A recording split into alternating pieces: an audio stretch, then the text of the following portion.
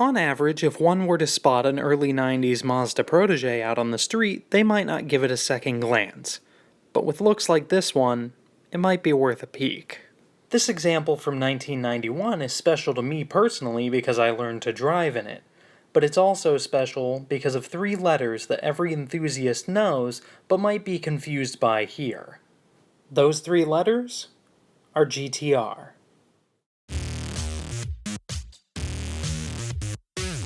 No, there's not an RB26 somehow sandwiched under that hood, and it's not rear or all-wheel drive. But despite not having Godzilla's blood in its veins, this car is motivated by an engine that has its roots in the WRC. The Familia GTR was Mazda's 3-door, all-wheel drive homologation special for the World Rally Championship. It was powered by a beefed-up version of the same 1.8-liter engine that you could find in a US spec Protege. Because the 2 cars share the same basic architecture, this engine is a bolt-in affair.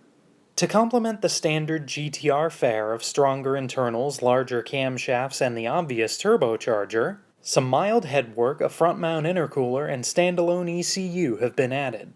The last time this car saw a dyno, it made around 250 horsepower and 250 pound-feet of torque at a barely breathing 10 pounds of boost. Let's take it for a drive, shall we? Should be interesting. The clutch is really heavy. So, how does the Protege drive on the road?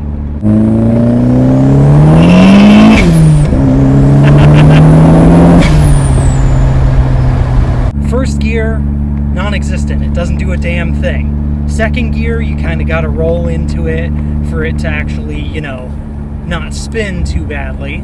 Let's roll into it in third and see what happens. Lag, 4,000 RPM, it comes off. Whew. And it torque steers all over the road. Oh man, this thing is a beast. So, till about 4,000 RPM, you're not getting a whole lot. And that was rolling into it. Let's do second, and I'll just mat it.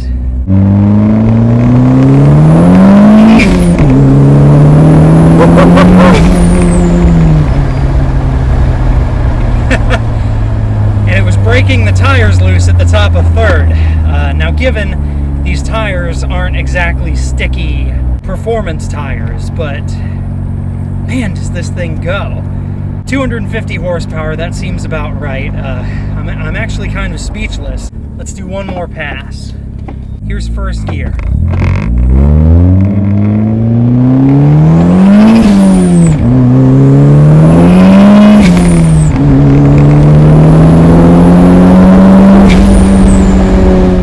That's under construction, so there's a lot of stuff in the road. Roll into it in third again.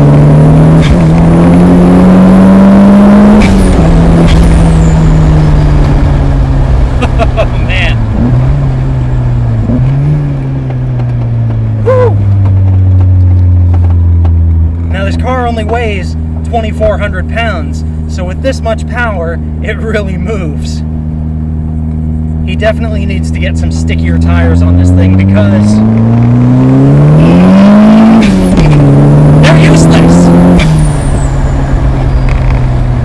Power's fed to the ground through the standard gearbox, but it's fitted with a Quaife limited slip differential, so at least both tires are spinning when you get on the power.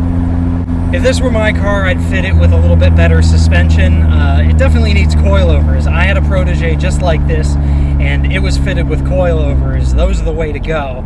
And I personally would fit it with some smaller wheels and tires, or what I should say smaller wheels and bigger tires. But all in, this is a really fun car.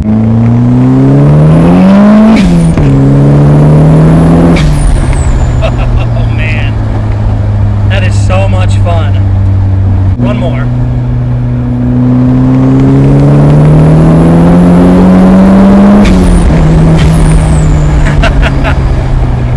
Gripped in third that time. Whew. Sorry, I'm sure you can hear the suspension clunking. He's got some Cusco camber plates installed and they kind of clunk around. I'm not sure why. Oh man, this car is addicting.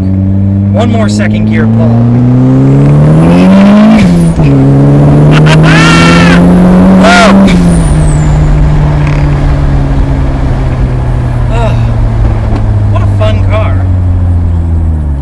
glad that I had the opportunity to drive this car today. There are some things on it that I would have done differently, but that doesn't matter. It's my dad's car, and he loves it. The thing runs great, puts a smile on your face every time you're in the driver's seat, and really, that's all that matters, isn't it?